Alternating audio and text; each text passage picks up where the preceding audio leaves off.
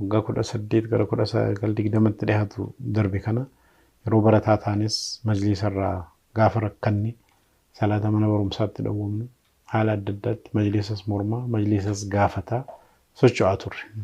Achiin booda immoo majlisa wajjiniin tajaajila adda addaa waliin gargaarres mee haa yaallu jennees deemneerra. Akkasumas immoo kallattii adda addaatiin mormineerras waa'ee majlisaas nama hubachiisuudha yaaleerra. Sana bira dabarfannee immoo majlisuma kana qabsaa'uu qabnaa jennee immoo majlisa kana qabsoofneerra.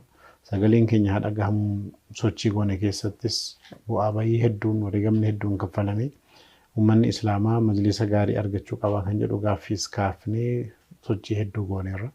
Ustaas irratti waan tokko asiif kaasu. Akkuma beekamu gaaffii isin gaafattanii aarsaa guddaatti kaffalaa turtan keessaa tokko manni marichaa kuni nama uummanni filatee haa hoogganamu hooggansa uummanni barbaadu gara isaa dhufuudha. Mee eessa ga'e gaaffiin keessan sun? Bareeda. Gaaffiin akkuma beekamu